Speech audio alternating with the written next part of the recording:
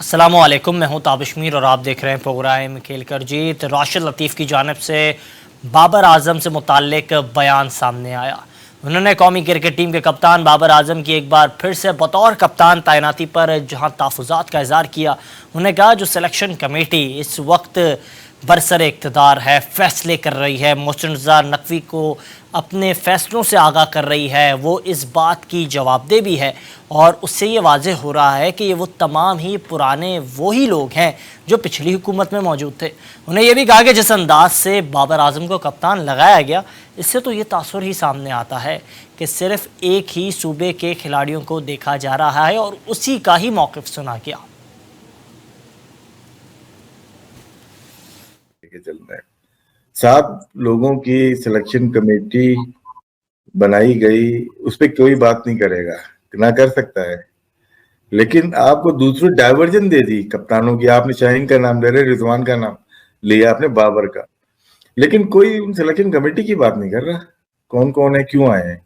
अब 2 तो ऐसे हैं कि जिन्होंने टॉक शोज में बैठ के बोला था कि बाबर आजम को कप्तान नहीं होना चाहिए, ठीक है ना, नहीं होना चाहिए, बल्कि 3-4 ने कहा होगा। असद शफीक तो इनके साथ ऐसे ही कराची का एक रख लो, बाकी तो गवर्नमेंट है पूरी वही पुरानी वाली। तो ये सोच जो है ना, ये छोटे लेवल पे प्रोविंस की सोच है, ये पाकिस्तान की सोच नहीं है। तो फिर प्रोविंस का ही होगा ना आपका कप्तान, बाहर का थोड़ी होगा। तो ये सोचने की है, लोगों को बात नहीं करेंगे इस पे, लेकिन सोचने की बात है कि नहीं, ये गलत हुआ है। एक जानिब जहां ये गुफ्तगू की गई साबिक कप्तान राशिद लतीफ़ की जानिब से, तो दूसरी जानिब इस वक्त टेस्ट क़यादत संभालने वाले शान मसूद की जानिब से भी गुफ्तगू की गई और इस वक्त वो बता रहे हैं कि वो काउंटी सीज़न में काफ़ी ज़्यादा मसरूफ़ दिखाई देंगे। तमाम उन्होंने यही कहा कि काउंटी खेलनी चाहिए, टेस्ट क्रिकेट का काफ़ी ज़्यादा फ़ायदा होता है खिलाड़ियों को और ज़्यादा से ज़्यादा टेस्ट क्रिकेट खेलनी चाहिए। ये उन्होंने उन नौजवान खिलाड़ियों को मशवरा दिया जो टेस्ट क्रिकेट से गुरेज करते हैं, नहीं खेलते हैं और कोई ना कोई ढीले बहाने लेते हुए दिखाई देते हैं। आप तमाम जानते हैं किसकी तरफ शान मसूद ने इशारा किया है। इसके अलावा बात की जाए तो पाकिस्तान क्रिकेट बोर्ड ने एक नई रिवायत कायम की है, एक नया तर्ज अमल कायम किया है, एक नए तर्ज के साथ वो मैदान में उतरे हैं। नए आने वाले चेयरमैन ने जहां कुछ इक़दामात लिए हैं, उन्होंने अब से कुछ इंटरव्यूज़ लेना शुरू किए हैं और पाकिस्तान क्रिकेट टीम के टीम मैनेजर कौन होंगे उससे मुताल्लिक अब 3 इंटरव्यूज़ हो चुके हैं और ज़राए की जानिब से बताया जा रहा है कि रेहान उल हक साहब जो हैं काफ़ी ज़्यादा फेवरेट करार दिए जा रहे हैं, जबकि इसके अलावा राना साहब और जो है हैदर साहब भी काफ़ी ज़्यादा फेवरेट करार दिए जा रहे हैं। 3 लोग जो हैं वो ज़ेरे गौर हैं। इनसे मुताल्लिक कोई भी जो है वो सामने आ जाएगा, किसको ये जिम्मेदारियाँ देनी है वक्त के साथ ये भी पता चल जाएगा। पाकिस्तान टीम काकोल में मौजूद है और वो काकोल कैंप में प्रैक्टिस जो सीज़न है, सेशन है, कैंप है, उसका बाकायदा जो है आगाज़ हुआ था और अब वो इख्तितामी मराहिल में जा पहुँची और वहाँ जो है बाकायदा ये खिलाड़ी जो है अपने तमाम तर जो ट्रेनिंग ड्रिल्स हैं उससे निमटते हुए उधर जो है इन एक्शन दिखाई दे रहे हैं। इसके अलावा बात की जाए, कराची में एक मेला लगा, पाकिस्तान में एक मेला लगा, नौजवान खिलाड़ियों के लिए एक मेला लगा। ना सिर्फ ये मेला लगा, ये मेला सजाया गया ताकि नौजवान खिलाड़ियों को पाकिस्तान के दूर दराज के इलाकों से सामने लाया जाए। लेकिन बिलखुसूस कराची और लाहौर पाकिस्तान के क्रिकेट के 2 नर्सरियाँ हैं, 2 क्रिकेट हब्स हैं, लेकिन वहाँ के जो कॉलेज के नौजवान थे उनको भरपूर मौका नहीं दिया गया। तहफ़्फ़ुज़ात वक्तन फ़वक्तन सामने आ रहे थे। इन्हीं तहफ़्फ़ुज़ात से मुतालिक हमने कोशिश की कि सिंध में जो मामलात PCB की जानिब से देख रहे हैं, जनाब राहत अली साहब, उनसे रब्ता किया जाए, उन्हें आज के प्रोग्राम में हम अपना मेहमान बनाएं। हमने कोशिश की लेकिन उन्होंने कहा कि वो इस वक्त पाकिस्तान क्रिकेट बोर्ड के जो कानून और कवायद हैं उसके मुताबिक इंटरव्यू नहीं दे सकते, उन्हें इसकी इजाज़त लेनी होगी, इसके बाद वो इंटरव्यू देंगे। तो वो बेहतर जानते हैं कि वो कब इंटरव्यू देंगे, वो जवाबदेह कब होंगे मीडिया को, वो कब सामने आएंगे। हमने तो अपना जो एक कोशिश थी उसको सामने रखा, हमने कहा कि उनका भी मौक़िफ़ सामने आए और तमाम जो सहाफ़ती उसूल हैं उसके ऐन मुताबिक हम आज का प्रोग्राम करें। लेकिन तहफ़्फ़ुज़ात जो क्रिकेट के हलकों से सामने आ रहे हैं उससे मुतालिक हमने कहा कि आज गुफ्तगू होनी चाहिए। इसी हवाले से हमारे स्टूडियोज़ में इस वक्त मौजूद हैं, किसी तारीफ़ के मोहताज नहीं है, जनाब अतर जी साहब, और काफ़ी शानदार अंदाज से गुफ्तगू करते हैं, तबसरा करते हैं, ना सिर्फ तबसरा करते हैं, इनकी बातें काफ़ी लोगों को पसंद भी नहीं आती हैं। जनाब बहुत शुक्रिया कीमती वक्त देने के लिए। और शाह साहब मुझे काइंडली ये भी बताइएगा, जिस अंदाज से सारी चीज़ें हो रही हैं, आपके तहफ़्फ़ुज़ात एक जानिब हैं मौजूद, क्या समझते हैं ये तहफ़्फ़ुज़ात, अब इवेंट ख़त्म हो गया, इवेंट के साथ जिन हलकों पर आप तनकीद कर रहे थे, ये तनकीद इतनी ज़्यादा मौसर साबित नहीं होगी, आगे का कोई लाए अमल है आपके पास? देखिए, सबसे पहले तो बहुत बहुत शुक्रिया कि आपने मुझे इनवाइट किया और इंटर कॉलेजिएट क्रिकेट टूर्नामेंट के हवाले से गुफ्तगू करने का मौका दिया, क्योंकि काफ़ी सहाफ़ी हज़रात जो है थोड़ा हेजिटेशन फील कर रहे हैं इस टॉपिक पे बात करते हुए, और मैं वो बेहतर बता सकते हैं कि क्या वजह है कि वो उस पर बात नहीं कर रहे, क्योंकि ये एक ओपन प्लेटफॉर्म पे डिस्कशन होनी चाहिए थी। और सहाफ़ी जो हमारे काफ़ी कराची की सहाफ़त स्पोर्ट्स के हवाले से जो जर्नलिस्ट हैं काफ़ी एक्टिव हैं और बड़ा उनके बारे में कहा जाता है कि वो हक़ और सच की बात करते हैं, तो उस हवाले से इन जर्नलिस्ट से मुझे काफ़ी उम्मीदें वाबस्ता थी, उम्मीदें वाबस्ता हैं कि वो इस हवाले से जो है एक पोस्टमार्टम करेंगे। खत्म हो गया, अब भी वापस, लेकिन देखिए इवेंट तो हो गया, लेकिन देखिए पोस्टमार्टम तो अभी भी हो सकता है ना, ताकि आइंदा आने वाले वक्तों में जो है जो गलतियां जो कोताहियां हुई हैं उसके बारे में पूछगछ की जाए। और देखिए ये inter collegiate cricket tournament Pakistan cricket board का टूर्नामेंट था, और सबसे पहले जो है मैं दाद दूंगा पाकिस्तान क्रिकेट बोर्ड के चेयरमैन मोहसिन नकवी साहब को, जिन्होंने ये इनिशिएटिव लिया और इंटर कॉलेजिएट टूर्नामेंट इतने शॉर्ट टाइम में करवाया। अब वजूहत तो एक अलग है कि क्यों करवाया, कैसे करवाया, वक्त कम था, 20 ओवर का क्यों हुआ, 40 ओवर का, वो एक अलग टॉपिक है, उस पर हम बाद में बात करेंगे। लेकिन ये कि उन्होंने इनिशिएटिव लिया और जैसे कि उन्होंने कहा कि 9000 से ऊपर मैचेस जो उन्होंने कहा मैं करवाऊंगा, जिस तरह उन्होंने इंटर कॉलेजिएट टूर्नामेंट करवाया, फिर एकेडमी टूर्नामेंट करवाया। सबसे पहले मैं पॉजिटिव सेंस में बात करूंगा कि मैं उनको क्रेडिट दूंगा अपनी कि जैसे वो आए और उन्होंने ये टूर्नामेंट करवाया। इसके बाद जो है उन्होंने इंटर कॉलेज देखिए एक रिस्पॉन्सिबिलिटी होती है, एक जिम्मेदारी होती है, एक अमीन होते हैं, आप पे रिस्पॉन्सिबिलिटी दी जाती है। जैसे मैं यहाँ पे जिक्र करूंगा राहत अली जो है सिंध के कोऑर्डिनेटर हैं और कराची के जो टूर्नामेंट हुआ इंटर कॉलेज टूर्नामेंट का, इसके कोऑर्डिनेटर थे, तो उनकी रिस्पॉन्सिबिलिटी थी, उनकी जिम्मेदारी थी कि वो जब इस टूर्नामेंट को करवा रहे हैं तो उन तमाम टीमों से पूछते, उन ऑर्गेनाइजर से पूछते जो कराची में टॉप लेवल के इंटर कॉलेज टूर्नामेंट ऑर्गेनाइज करते हैं। देखिए किसी की जो है वो इज्जत में कमी नहीं जाती अगर आप किसी पूछ लेते हैं। मैं यहाँ पे सबसे पहले नाम लूंगा आलमगीर साहब का, जो वेटरन क्रिकेट के जो है सिंध वेटरन क्रिकेट के जो चेयरमैन है आलमगीर साहब, उन्होंने जो है 9000 से ऊपर क्लब मैचेस करवाए हैं, जिसमें से 2500 से ज़्यादा इंटर कॉलेजिएट मैचेस हैं, क्लब मैचेस हैं, फिर वेटरन मैचेस हैं, वो करवा चुके हैं। और आईसीसी ने उनको अवार्ड भी दिया है इंटर स्कूल कॉलेज टूर्नामेंट पे, आईसीसी ने और पाकिस्तान क्रिकेट बोर्ड ने। टीएमसी वाले आलमगीर साहब, वेटरन क्रिकेट के वेटरन क्रिकेट के जो चेयरमैन है आलमगीर अहमद साहब, मैं उनकी बात कर रहा हूँ। इस तरह गौहर रजा साहब हैं जो PSSO के हवाले से टूर्नामेंट एक अरसे से करवा रहे हैं। शाहिद नवाब साहब हैं, वो इंटर स्कूल कॉलेज क्रिकेट से जो है वो उनका ताल्लुक है, वाबस्तगी है उनकी। तो इस किस्म के लोग हैं जो आपने पता नहीं कितने लोगों से लिया, आपके मुशीर कौन है, आपने उनको फ़ोन किया इंटर कॉलेज टूर्नामेंट के हवाले से, आपने रातों रात फ़ोन किया। मेरे कुछ ऐसे बहुत सारे दोस्त हैं जिनको ये फ़ोन किया गया, उन्होंने कहा हमारी टीम ही नहीं है। कुछ लोग ऐसे जिन्होंने कहा कि आप रातों रात जो है आप टीम बना लें और ठीक कर लें। देखिए इंटर कॉलेज क्रिकेट टूर्नामेंट एक बोर्ड का टूर्नामेंट था, बच्चा सारा उम्र सारे साल क्रिकेट खेलता है, इस टाइम खेलता है कि उसको एक प्लेटफॉर्म मुहैया हो जहाँ पे वो परफॉर्म। अच्छा, कुछ हल्कों का ये भी मानना है, मैंने कुछ मुख्तलिफ टीवी चैनल्स पर इंटरव्यूज़ देखे आपसे मुतालिक जो आपके तहफ़्फ़ुज़ात थे, उन्होंने कहा क्योंकि इनकी कॉलेज नहीं खेल रही थी, जिन कॉलेज के ज़रिए ये काम कर रहे हैं वो कॉलेज को फैसिलिटेट नहीं किया PCB ने, इसके लिए आप जो है दिल बर्दाश्ता हुए, आप मंजरनामे पर आए, आपने अपने तहफ़्फ़ुज़ात रखे। कोई ऐसी बात भी है? नहीं, ऐसी कोई बात देखिए, सिर्फ ज्यादती आपके साथ? मैं तो सिर्फ कराची की बात कर रहा हूँ, मैं सिर्फ अपनी बात नहीं कर रहा। देखिए सिर्फ मेरा कॉलेज नहीं है, इंटर कॉलेजिएट लेवल पे जो है 8 से 7 कॉलेजेस ऐसे हैं जो बेतहाशा क्रिकेट खेलते हैं, इंटर कॉलेजिएट क्रिकेट। और जिन कॉलेजेस को लिया गया, देखिए मैं कॉलेजेस से मेरा कोई इतराज़ नहीं है, ना कॉलेज से लिया क्यों लिया, लेकिन जब बात आती है क्राइटेरिया की, जब हमसे क्राइटेरिया की पूछते हैं, क्राइटेरिया के हमें सिर्फ क्राइटेरिया बताया जाए ना, आपने किस क्राइटेरिया के तहत लिया।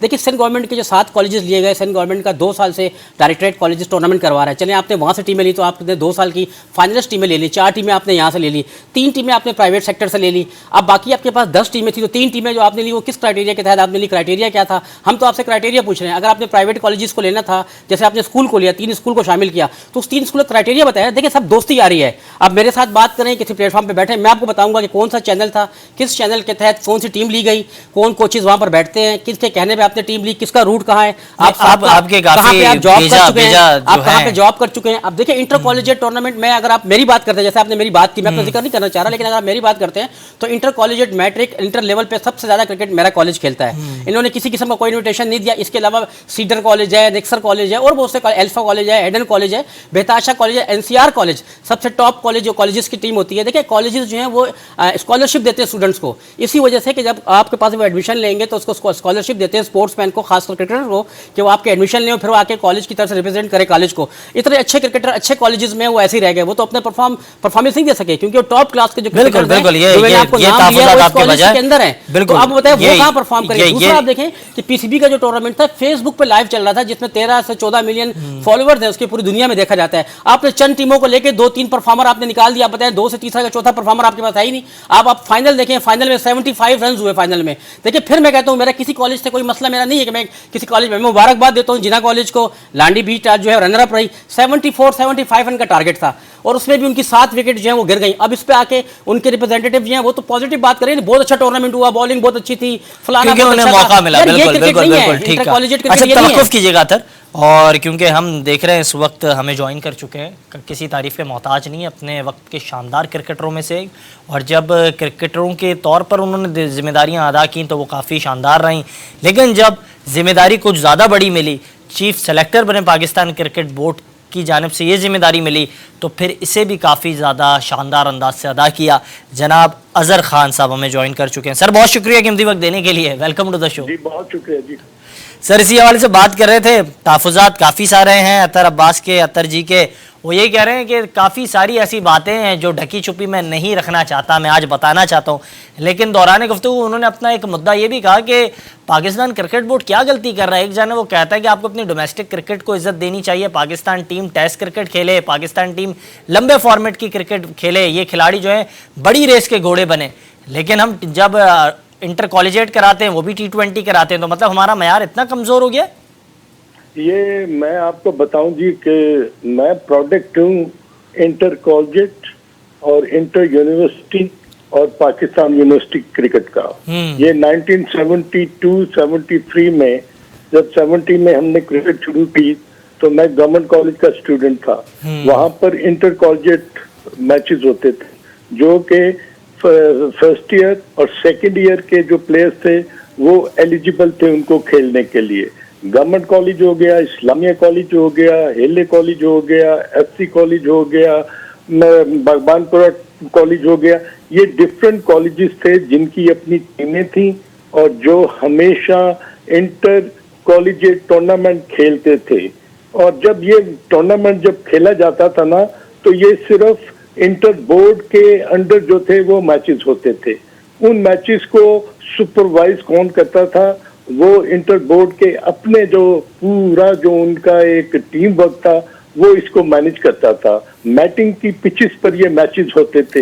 ये मैचेस जो थे ये 3 दिन पर मुहित होते थे, 3 डे मैचेस होते थे और ये 85 ओवर्स पर डे जो थे वो करना पड़ता था टीमों को। और आप मुझे ये बताएं कि जब आप इस लेवल की क्रिकेट इंटर कॉलेजिएट में और इंटर स्कूल में और इंटर वर्सिटी में जब आप खेलते हैं तो आपका माइंडसेट क्या होगा, आपकी एबिलिटी टू परफॉर्म कैसी होगी, आपको क्रिकेटिंग जो स्किल्स हैं और जो क्रिकेट को जानते हैं उनको लंबी क्रिकेट खेलने का 2 घंटे का लंच का सेशन, उसके बाद 2 घंटे का टी का सेशन और उसके बाद 2 घंटे जो है वो at the end of the close of play 6 घंटे का पर डे मैच जो था वो वहां पर होता था। तमाम लड़के जो थे वो सिर्फ 50 या 30 या 25 रन नहीं करते थे, वो 100 की तरफ गामजन होते थे। तो मैं तो प्रोडक्ट हूँ उस क्रिकेट का जिसकी फॉर्मेशन जो थी तो कौन लोग बना रहे थे, वो लोग बना रहे थे जो इंटर कॉलेजिएट कराते थे, इंटर यूनिवर्सिटी कराते थे और यूनिवर्सिटी की क्रिकेट कराते थे। बिल्कुल बिल्कुल, बड़ा खूबसूरत अंदाज से आपने अपना जो इस पर राय पेश की।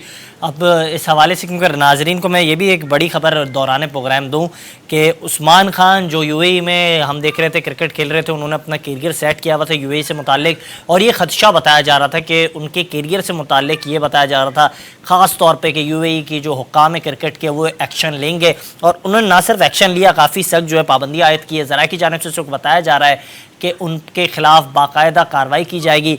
ज़रा ये भी बता रहे हैं कि 5 साल की पाबंदी उन पर आयद कर दी गई है। तमाम जो वो बैनुल अक़वामी लीग्स खेल रहे थे, बिलखुसूस इंटरनेशनल लीग जो UAE में मुनक़्क़िद हो रही थी, वो भी अब वो नहीं खेल पाएंगे, और दीगर जो UAE में लीग्स हो रही थी उसका भी वो हिस्सा नहीं बन पाएंगे। और क्योंकि अब उन्होंने पाकिस्तान क्रिकेट ज्वाइन कर लिए तो उन्होंने एक बड़ा फ़ैसला लिया, जिसके बाद ECB जो है उन्होंने ये तमाम तर जो हैं अपनी तफसीलात शाया कर दी हैं। इसके अलावा बात करें तो एक और बड़ी खबर, और पाकिस्तान क्रिकेट बोर्ड की जानिब से एक बड़ी खबर सामने आई है। हमने देखा आलिया रशीद साहिबा जो हैं वो बतौर पाकिस्तान क्रिकेट बोर्ड की मीडिया और कम्युनिकेशन की ज़िम्मेदारियां संभाल रही थी, लेकिन उन्होंने जहां अपने ओहदे से जो है मुस्ताफ़ी हुई तो फ़ौरन हमने देखा इससे मुताल्लिक़ कई ख़बरें गर्दिश कर रही थी। हमने भी आज कोशिश की, हमने भी आज चाहा कि उन्हें प्रोग्राम में मदऊ करें, लेकिन मसरूफ़ियात के तहत उनसे रब्ता मुसलसल कर रहे थे, उनसे रब्ता नहीं हो पाया। बाद अज़ा हम क्योंकि ये बता रहे हैं आपको कि इस वक्त PCB ने यह फ़ैसला किया है कि उनके ओहदे पर समीउल हसन बर्नी साहब जो इस हल्के में माजी में भी काफ़ी शानदार अंदाज से खिदमत सर अंजाम दे चुके, वो इस ओहदे पर जो है अब जिम्मेदारियां अदा करेंगे। उन्हें हम अपने प्रोग्राम के तवज्जुह से, अपनी टीम के तवज्जुह से, अपने चैनल के तवज्जुह से मुबारकबाद के पेश करते हैं। और दूसरी जानिब कई जो है खबरें गर्दिश कर रही हैं, बाद में जब हमारा इससे मुतालिक रब्ता होगा आलिया साहब से तो उनके साथ मिलकर प्रोग्राम किया जाएगा और उनसे जो है इन मौरिकात पर हम बात भी करेंगे। इस हवाले से एक और जो नुक्ता हम देख रहे हैं, ख़ास तौर पर अगर बात की जाए, हम देख रहे हैं पाकिस्तान क्रिकेट में कप्तान जो तब्दील किया गया, लेकिन इससे मुतालिक अभी भी क्रिकेट के हल्कों में गुफ्तगू हो रही है। अजहर साहब, पहले मैं आपका पॉइंट ऑफ व्यू लूँगा, फिर अब्बास साहब के पास भी आता हूँ। अजहर साहब, क्या देख रहे हैं? राशिद लतीफ़ भी कह रहे हैं अब तो कि एक ही सूबे का कप्तान लगाया गया है। अभी ये जो बात है, इसको किस तनाज़ुर में आप लेंगे? आपका इस पर क्या मानना है? देखिए जी, मैं तो ये समझता हूँ कि क्रिकेट में ना जो भी डिसीजन लिया जाता है उस पर जितने भी आप तहफ़्फ़ुज़ात हैं वो अगर आपने सामने रखें और आपको रिजल्ट जो है वो अगर 0 मिले तो उसका कोई फायदा नहीं। देखिए, आलिया रशीद साहिबा जो थी, वो जो काम कर रही थी, probably she was not feeling well और वो नहीं काम करना चाहती थी, तो उन्होंने अपने आप को बेहतर समझा कि वो बिल्कुल अलहदा हो गई। और अब शमीउल हसन बर्नी साहब जो कि बहुत तजर्बाकार बंदे हैं और उन्होंने पाकिस्तान क्रिकेट बोर्ड को पहले भी सर्व किया है और अब दोबारा वो इस ओहदे पर बरा जमा हो गए हैं। तो मैं ये लेकिन खान साहब, मुझे काइंडली गाइड कीजिएगा, कतई कलामी की माजरत, मुझे काइंडली ये बताइएगा, ऐसा तो नहीं है जो बीच में एक ब्लेंडर हुआ था पीसीबी की जानिब से और जो शाहीन का रद्द-ए-अमल आया था कि ये बयान मेरा नहीं है, जो हम देख रहे थे काफ़ी घंटों तक टीवी स्क्रीन की जीनत बना रहा, शाहीन शाह अफरीदी के इस्तीफे से मुतालिक बतौर कप्तान जो बयान था, उसको लेकर कोई एक्शन तो नहीं लिया है जिसकी वजह से स्टेप डाउन करना पड़ा है आलिया साहिबा को? कोई ऐसी तो वजह नहीं है? नहीं, मैं इसके बारे में क्योंकि हतमी तौर पर कुछ बता नहीं सकता, क्योंकि ये एक ऑब्वियसली डिसीजन जो है ये सारा जो है वो आलिया रशीद साहिबा का है। उन्होंने क्या बेहतर समझा, वो कितनी कंफर्टेबल थी काम करने में, और दोबारा जो शमीउल हसन बर्नी साहब को लेकर आए हैं, जो शाहीन शाह अफरीदी का इशू है, क्या उसने कोई अपना इम्पैक्ट डाला? तो इसके बारे में, क्योंकि जब तक आपके पास ब्लैक एंड व्हाइट में कोई चीज सामने ना आ जाए, आप उसके बारे में कोई तस्करा कर नहीं सकते। मगर मेरा ये ख्याल है कि पाकिस्तान की क्रिकेट में ना जितनी हलचल अब मची हुई है, ये हलचल कभी भी नहीं इस तरह थी। उसकी वजह ये है कि जो डिसीजन मेकर्स हैं उन्होंने जो सबसे पहला, ये मेरा अपना एक पॉइंट ऑफ व्यू है कि आपने सिलेक्टर्स तो बना दिए मगर आपने चीफ सिलेक्टर नहीं बनाया। तो अगर if I am responsible as a selector और मैं डिसीजन जब लेता हूँ, तो क्या मेरा डिसीजन अगर फायर बैक कर जाता है और मैं पूरी तरह उसको फॉलो नहीं कर पाता, तो इसका मतलब है कि मैं किस तरह अपना नोट ऑफ डिसेंट जो है वो लिखूंगा? क्या मैं अपने फेलो सिलेक्टर्स के बारे में लिखूंगा कि जी मेरी तो ये मर्जी थी मगर मेरी मर्जी को शामिल हाल नहीं किया गया, इसलिए मेरा जो नोट ऑफ डिसेंट है वो ये है कि इस सिलेक्शन से मैं खुश नहीं हूँ। तो क्या ये अच्छा नहीं होता कि एक चीफ सिलेक्टर होता, वो बैठकर तमाम सिलेक्टर्स के साथ मीटिंग करके एक डिसीजन पर आते और फिर चीफ सिलेक्टर साहब जो है वो मीटिंग करके प्रेस कॉन्फ्रेंस करके वो लोगों के सवालात का जवाब दे के बताते कि कौन कौन सिलेक्टर जो ऑन बोर्ड था और कौन कौन नहीं था। दुनिया में मुझे आप बताएं भैया कि दुनिया में कौन सा ऐसा मुल्क है, इंग्लैंड हो गया, ऑस्ट्रेलिया हो गया, इंडिया हो गया, न्यूजीलैंड हो गया, you name it, South Africa हो गया, क्या वहां पर सिलेक्शन कमेटी का चेयरमैन सिलेक्शन कमेटी नहीं है? क्या उनकी जो सिलेक्शन कमेटी है they are without any chief selector? अच्छा, क्योंकि आपने बड़ी खूबसूरत बात की और इस बात में कोई दो राय नहीं है। मैं इससे मुताल्लिक अब्बास साहब का भी जो है मौक़िफ़ जानना चाहूँगा, क्या कहेंगे, आपका क्या पॉइंट ऑफ व्यू जो रद्द-ए-अमल सामने रखा साबिक चीफ सेलेक्टर जनाब अजहर खान साहब ने? नहीं, बिल्कुल सही है। आलिया रशीद के हवाले से जैसे आपने बात की कि उनका जो रिज़ाइन आया, और जाहिर है तो वही बता सकती हैं, क्योंकि अब ये तो इस हवाले से कोई बात जो है सोशल मीडिया पर आई नहीं, ना ही हमने मीडिया पे देखा, ना ही कोई ऐसा स्टेटमेंट आया पीसीबी की तरफ से अभी।